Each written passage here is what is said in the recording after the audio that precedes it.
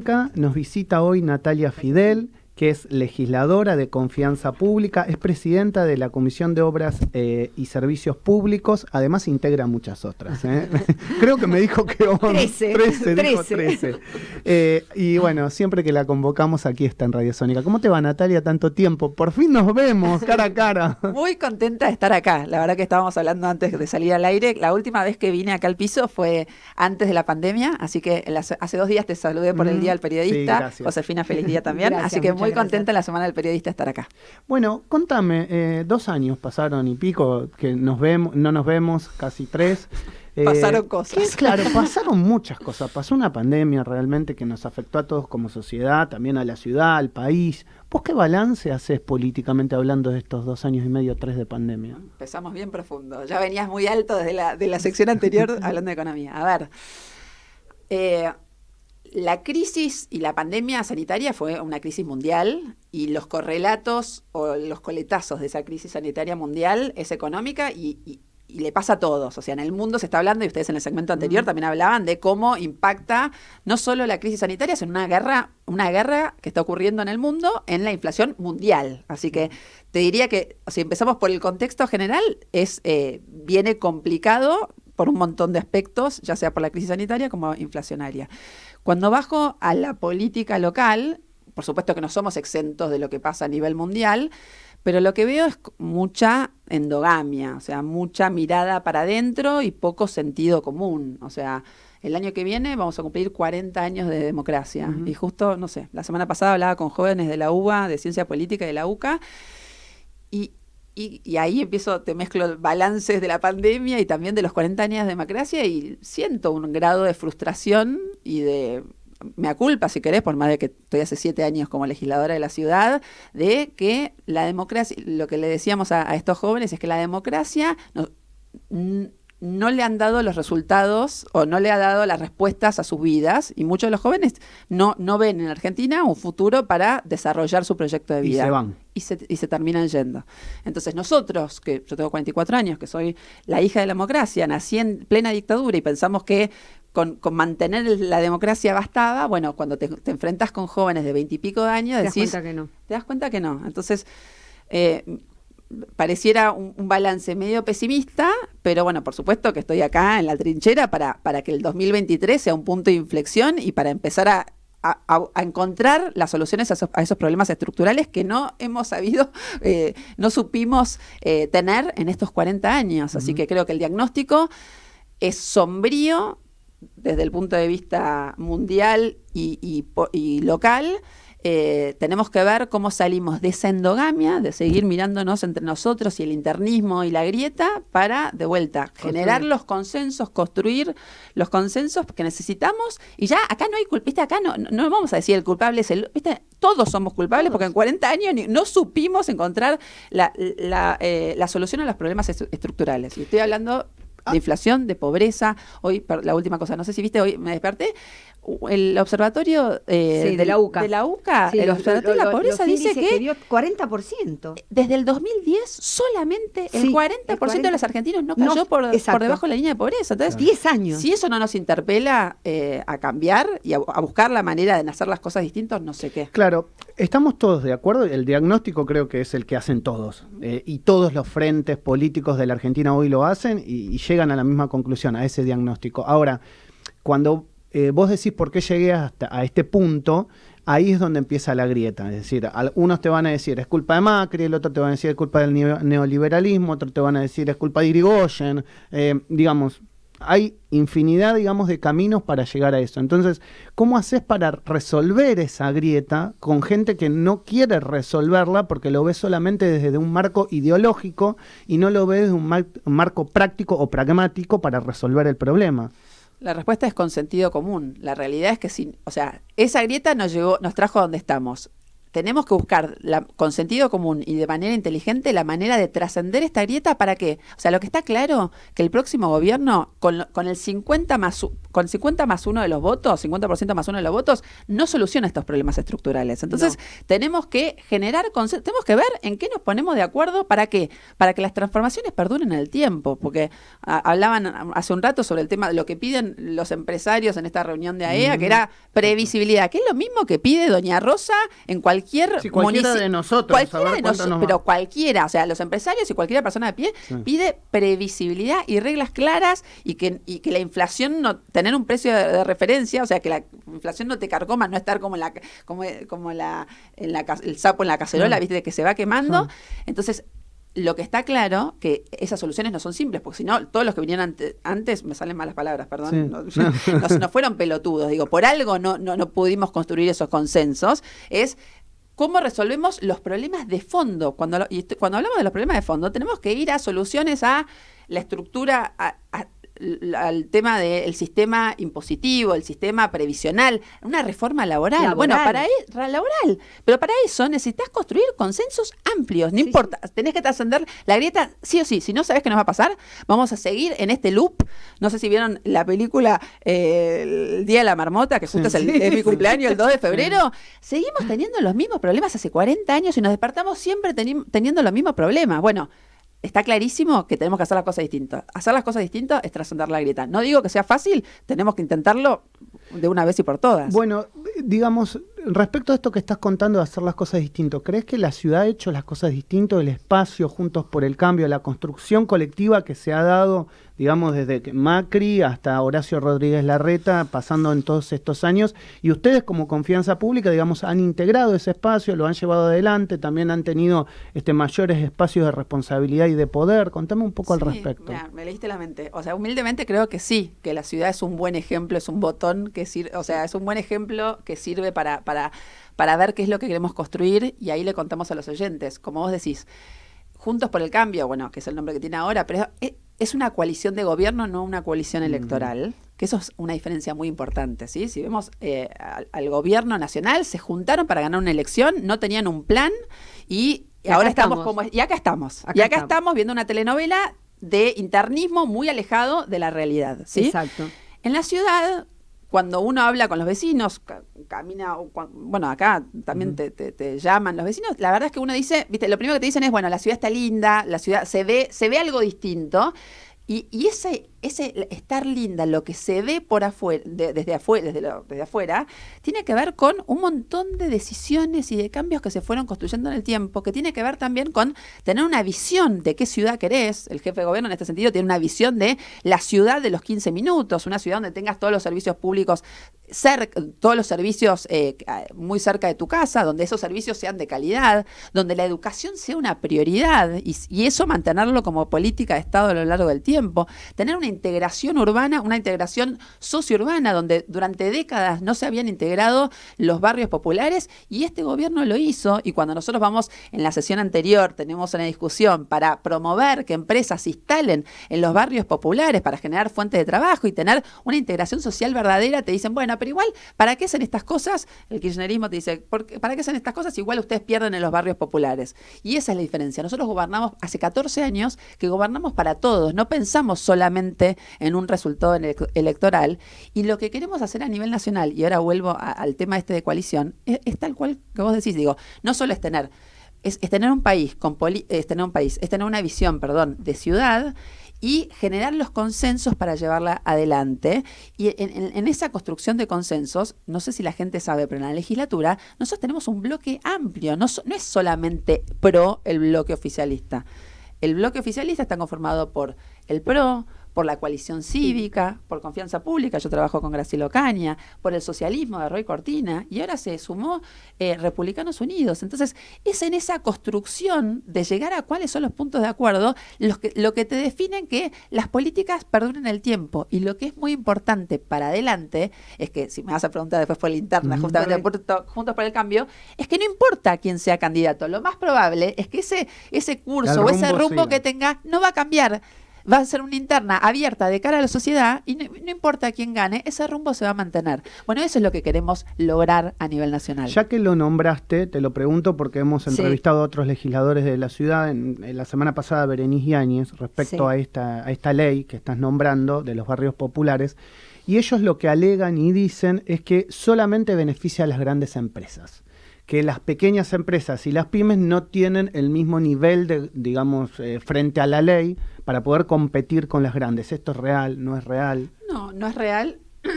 Porque, primero, nosotros hicimos un cambio para incorporar no solo a las personas jurídicas, sino a las personas físicas. Okay. Entonces, esto lo que propone son exenciones impositivas para que distintos emprendimientos, no importa su tamaño o su tamaño de empleados, o si es una grande empresa o un pequeño emprendimiento, se puede instalar. Y de hecho, los que tienen más beneficios son los más chicos, porque tienen más tiempo para devolver o para ir pagando los impuestos una vez que se instalen. Uh-huh. Buenísimo. Bueno, nos metemos en la interna. Y sí, ahora sí, ya en la interna. Ya te dejamos que... Claro, ya dejamos a explicar algunas cosas. Ya calentó el ambiente. Bueno, ¿hay interna en la ciudad de Buenos Aires o no hay interna en la ciudad de Buenos Aires? No nos mientas. No, hay interna, pero la interna es saludable. Claro. A ver, y miremos también, ustedes en la sección anterior hablaban de lo que pasa en el mundo. Ningún partido que se precie de ser moderno, plural y pujante, le tiene miedo a una interna. Y de vuelta, lo importante es que esa interna sea de cara a la sociedad y que se dirima no como hace el gobierno nacional, que parece como una película de canibalismo que se autocomen a ellos mismos, sino nos ponemos, o sea, con reglas claras decimos, bueno, mira, estos son los candidatos y que la sociedad decida quiénes van a terminar siendo los candidatos. ¿Y cómo se paran desde Confianza Pública en esa interna? Nosotros siempre nosotros lo que vamos a hacer es proponer candidatos a las distintas instancias. O sea, Graciela Ocaña es diputada nacional por la provincia de Buenos Aires, y ahora, volviendo al tema de la interna, el que suceda a Horacio Rodríguez Larreta, ya hay un montón de candidatos en carrera que se propusieron para suceder al jefe de gobierno, ¿sí? La coalición cívica, Paulo Oliveto dijo, acá estoy, desde... Sí, nos lo dijo el otro día acá nosotros. Ah, ¿sí? Mira, te dio, te dio una primicia. Y nos lo dijo abiertamente. Sí, lo dijo abiertamente. Bueno, y Diego García Vila, de Confianza Pública, también está para ser candidato, y ahí después se habla, o sea, se habla de la punta del iceberg, es Jorge Macri, no sabemos si va a estar María Eugenia Vidal, Lustó. Ya sabemos que está Lustó, que está hace claro. mucho tiempo. Entonces, ¿qué problema hay? O sea, nosotros creemos que el pluralismo enriquece siempre. Siempre. Siempre. Es cierto. Cuando tenés otras voces y otras miradas, y lo tomamos como algo positivo. O sea, nosotros lo que necesitamos hacer de cara, no solo en la interna local, sino de cara al futuro del país, lo que nosotros necesitamos hacer son dos cosas. Uno, fortalecer la unidad, que, como vos decías, en lo local no significa acallar las diferencias, significa ser lo que somos y encontrar los puntos de encuentro, Uh-huh. y construir desde ahí los consensos a los problemas estructurales que tenemos. Entonces, bienvenida a la pluralidad de voces para encontrar las soluciones a los problemas tan complejos que tenemos, y lo más importante es que eso se haga de cara a la sociedad y que no sea una cuestión de puesta en escena de te doy la lapicera, usala, y mientras tanto estás denunciando el peor acto de corrupción de la obra más importante que tenés para los próximos años. Ayer se le dio media sanción a nivel nacional al proyecto de boleta única. Parte, digamos, de los legisladores del oficialismo decían, tanto que piden boleta única en la ciudad, ya hay una ley al respecto y la usaron una sola vez en el 2015. Contame un poco al respecto. ¿Estás de acuerdo a nivel nacional? ¿No estás de acuerdo? ¿Y qué pasa en la ciudad respecto a la ley de boleta única o a la ley, al voto simplificado, si querés? Buenísimo. Sí, mira, nosotros, o sea, yo por supuesto estoy de acuerdo. De hecho, Graciela Ocaña fue una de las grandes impulsoras de esta iniciativa. Es importante destacar que la boleta única de papel no surgió de la sociedad civil, surge de distintas ONGs que proponen este mecanismo de votación para transparentar el sistema. Así que, por supuesto, es algo que nosotros proponemos siempre, el tema de transparentar el sistema, y que lo apoyamos. Y ahora después voy a ir a la implementación en la ciudad, porque hay algunas cosas que dan a confusión en los discursos de ayer. Pero básicamente lo que hace la boleta única lo que propone es que el Estado sea el que garantiza la oferta electoral. Entonces, no importa si sos un partido chico, si tenés dinero o no, cuántos candidatos, cuántos votos vas a tener, todas las ofertas y los candidatos y las propuestas democráticas están garantizadas por el Estado. Eso era precisamente lo que se le criticaba a la izquierda, que quien más necesita porque es el partido más chico y es el partido opositor. ¿No se entiende la abstención? No se entiende la abstención. Sí, y de hecho no se entiende por qué Miriam antes la apoyaba y ahora no. Y ahora no, Porque... exacto. Viste que hubo 4 ayer. Sí, pero bueno, entonces el tema, digo, desde lo técnico, garantizar desde el Estado la oferta electoral. Después, por supuesto, que es un mecanismo que evita el fraude y el tema del voto cadena, robo de boletas, además de ser amigable con el medio ambiente. Así que desde el punto de vista técnico-político, uno está de acuerdo y Graciela Ocaña fue una gran impulsora de esto. ¿Qué pasa en la Ciudad de Buenos Aires? Nosotros en el año 2018 tuvimos este debate cuando sancionamos nuestro código electoral. Yo era la presidenta de Reforma Política y de hecho fui la que impulsé la boleta única con posibilidad de que se le implemente tecnología. Ustedes se acordarán que nosotros tuvimos una implementación de la boleta única electrónica y que por más de que era un instrumento nuevo, tuvo muy buena repercusión, porque aún las personas mayores supieron cómo votar, tuvimos resultados rápidos, así que en ese sentido, fue una buena experiencia. ¿Qué pasó después? Nosotros con ese código electoral lo que le dimos la posibilidad al jefe de gobierno es que a poder tener, ¿se acuerdan que antes en la Ciudad de Buenos Aires siempre teníamos las elecciones separadas de la nacional? En junio era la de jefe de gobierno y en octubre era a nivel nacional. Sí. Bueno, en ese código electoral también se permitió la simultaneidad de elecciones. ¿Qué pasó? Cuando nosotros adherimos a la simultaneidad para disminuir costos, para no hacer que el vecino vaya a votar 2 veces, etcétera, lo que hicimos fue subsumirnos en la manera en que votaban los cargos a nivel nacional para no tener doble instrumento, no ir y votar con boleta única electrónica y después en la urna. Seguramente iba a ser más lento. Sí, pero en realidad fue una cuestión para hacer economía de escala, abaratar costos y simplificarle la tarea al vecino, pero eso no quita que nosotros dimos la discusión a fondo y que tenemos boleta única electrónica. Igual ahora, como salió el dictamen, o si esto llega a salir por parte del Senado... ¿crees que va a salir? Qué pregunta. Porque es una negociación, digamos, que va a tener que dar ahí la oposición con algunos miembros del oficialismo, y no sé, tal vez, digamos, negociar algo, porque no lo veo, digamos, al frente de todos votando por los discursos que hubo ayer, ¿no? Sí, ahí te preguntaría... todo depende de si le conviene a la vicepresidenta. Si uno ve la agenda del oficialismo nacional en diputados, tiene que ver con protegerse a ellos mismos. Por ellos promovían la reforma judicial, la ley del procurador, eran todas cuestiones judiciales, y bueno, esto dependerá si para ella el instrumento de la boleta única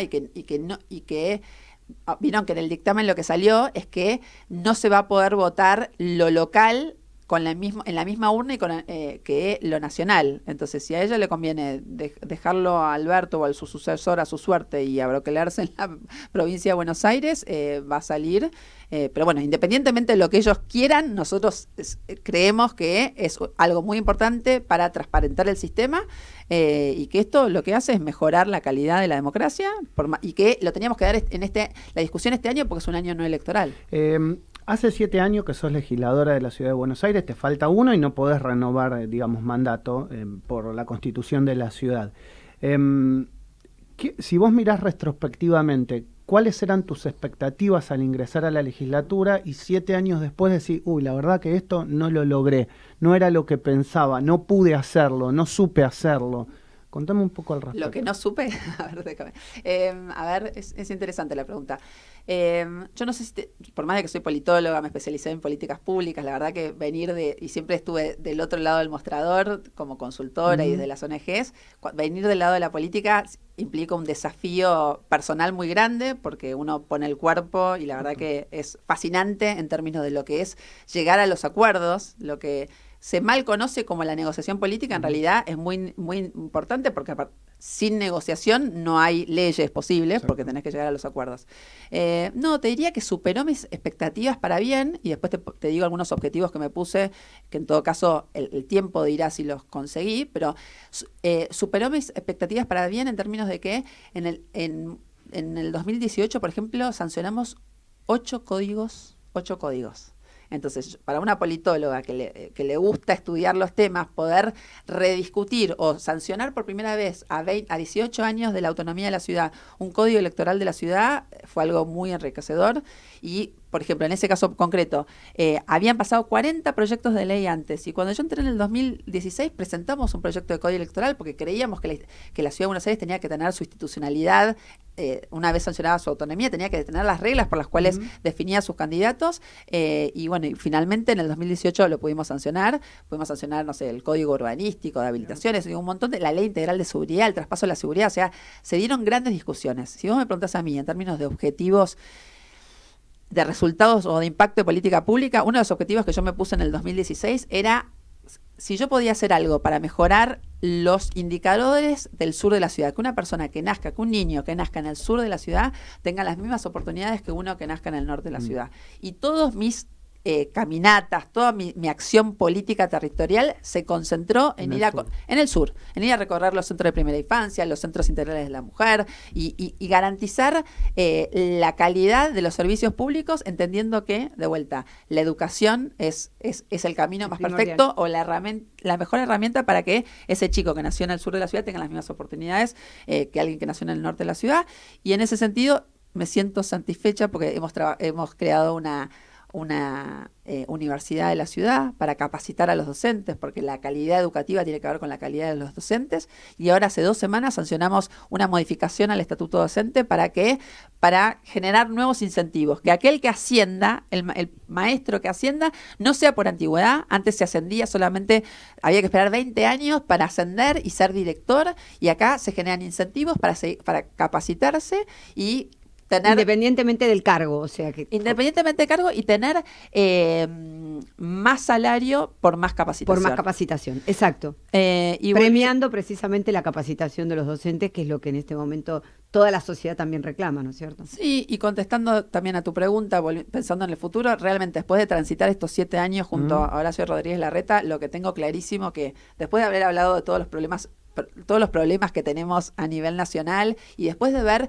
el caso de la Ciudad de Buenos Aires en términos de diseñar un plan con objetivos concretos, cumplirlos y construir los consensos para implementar ese plan, no tengo dudas que Horacio Rodríguez Larreta es la persona más capacitada, es el que tiene la visión más realista y tiene la capacidad ejecutiva para implementar un plan de gobierno, una visión de país y para construir los consensos para que esos cambios sean perdurables en el tiempo. A nivel nacional estás hablando. A nivel nacional. Como candidato a presidente. Claro, me estabas preguntando por el 2023. O sea, la verdad que yo creo que en ese sentido Horacio Rodríguez Larreta es el mejor candidato que tenemos para que el 2023 sea un punto de inflexión y no volver a caer en este loop del Día de la Marmota. En base a eso te pregunto, digamos, como para aquellos que están mirando desde el interior del país. Te lo digo como rosarino y por ahí, digamos, con la charla que a veces uno tiene con amigos en el interior.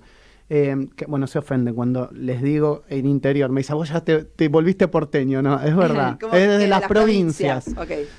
Entonces, muchos me dicen, cuando yo digo, bueno, Horacio está bien posicionado en las encuestas o Larreta está bien posicionado, te dicen, no vemos a Horacio hablando los temas nacionales, los temas regionales de cada una de las provincias. Entonces, uno lo ve en lo macro, puede hablar de inflación, pero no lo veo tal vez en lo micro de cada una de las provincias, como a lo mejor sí ven otros candidatos dentro del PRO.